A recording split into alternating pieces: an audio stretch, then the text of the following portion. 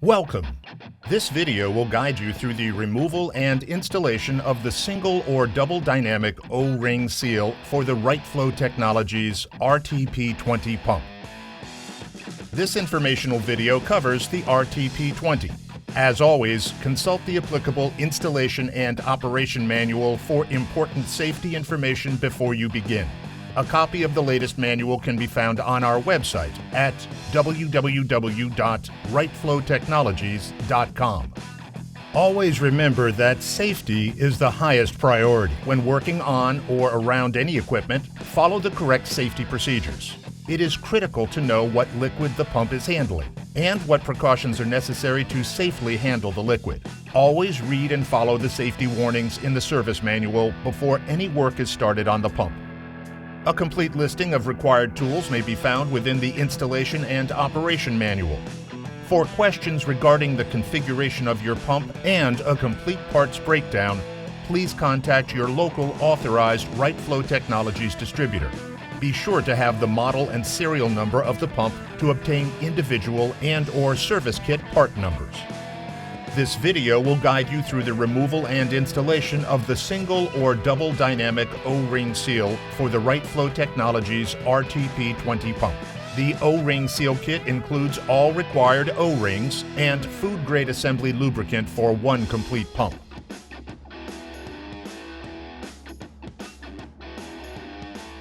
Following the safety precautions outlined in the manual, vent all the pressure inside the pump prior to removal of the front cover. Keep the pump and work area as clean as possible. Note the best practice will always be to reinstall any reused component from the location it was removed from. Loosen the 4 retainer nuts from the front cover. Remove the pump's front cover using the lever slots located in the 5 o'clock and 11 o'clock positions. Once the front cover is detached, remove the cover O-ring. Remove the rotor retainers. To do so, you will need to block the rotors using Wright Flow Technologies rotor locking tool, Z94-8877-06. Alternatively, you may use a suitable malleable material such as nylon or wood that will prevent damage to the rotors. Do not use a metallic material to lock the rotors. Remove the rotor retainers, turning each in a counterclockwise rotation. Note that both retainers have right-hand threads. When the retainers are removed, remove the retainer O-ring. Remove both rotors from their respective shaft. Wright Flow Technologies offers a tool that aids users in performing easy rotor removal by utilizing the tapped holes located on the front of the rotor. Please contact your authorized distributor for more details on this special tool. Once the rotors have been removed, take off each shaft O-ring.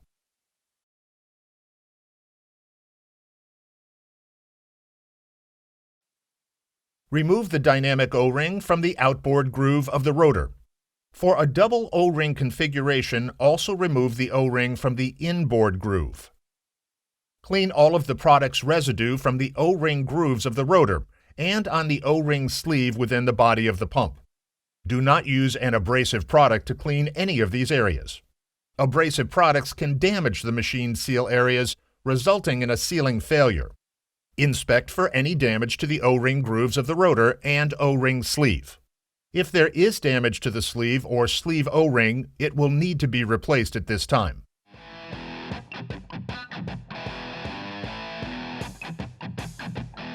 RTP20 pumps manufactured prior to August 2014 utilize grub screws to retain the O-ring sleeves.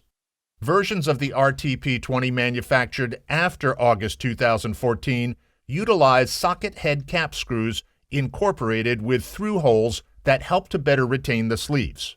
When replacing older sleeves with the current version, it is imperative that the correct socket head cap screws be used.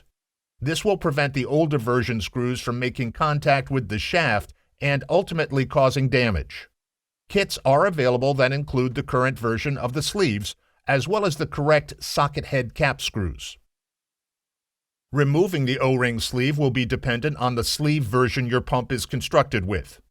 Located between the rotor case and gearbox is a sleeve retaining collar. The sleeve will be held in place by either grub screws or socket head cap screws. After loosening these screws from each side, pull the sleeves forward from the front end of the pump. Next, remove the sleeve O-ring from the sleeve's O-ring groove.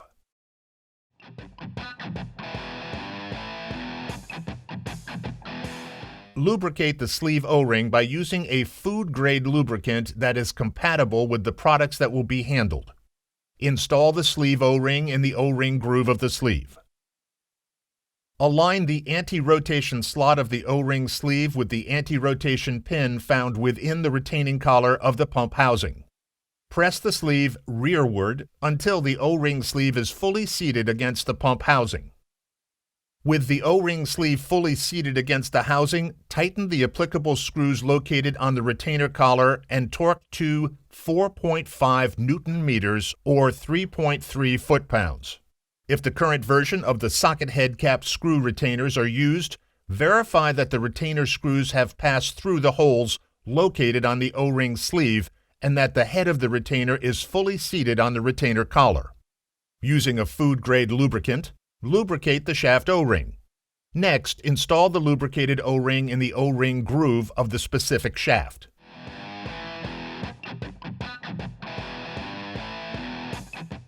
For single O-ring configurations, install the dynamic O-ring in the outboard O-ring groove of the rotor. Be sure to utilize a food-grade lubricant that is compatible with the products being handled. For double O-ring configurations, install the secondary dynamic O-ring in the inboard O-ring groove of the rotor. Next, install the primary O-ring in the outboard O-ring groove of the rotor. Note that the area between the secondary and primary dynamic O-ring must be packed with a food-grade lubricant to lubricate the secondary O-ring during operation.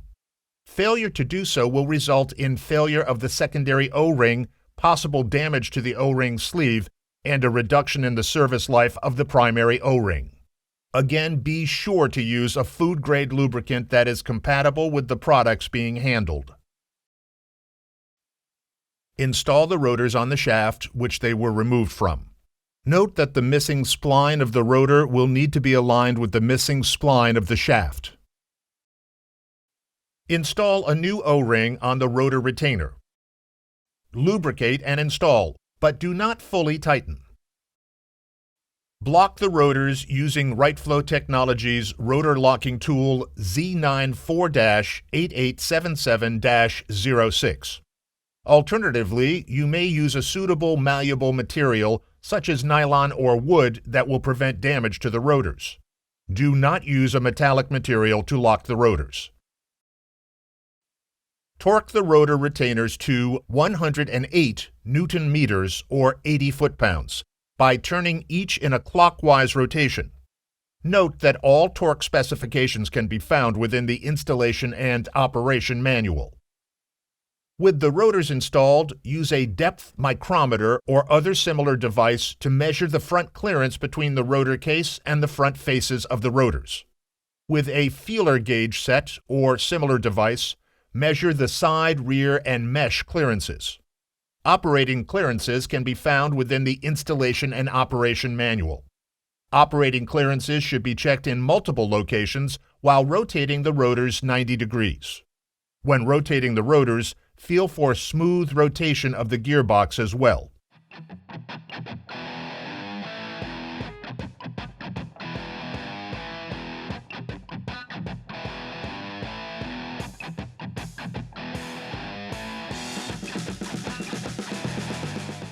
Properly clean the front cover and O-ring groove.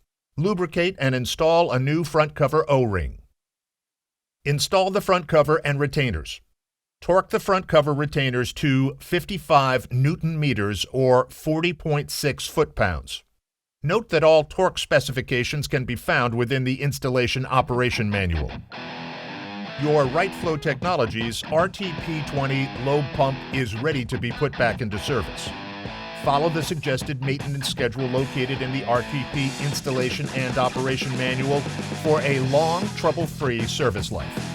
If you still have any questions regarding this or other Wright Flow Technologies products, please contact your local authorized Wright Flow Technologies distributor or visit us on the web at wrightflowtechnologies.com. Thank you.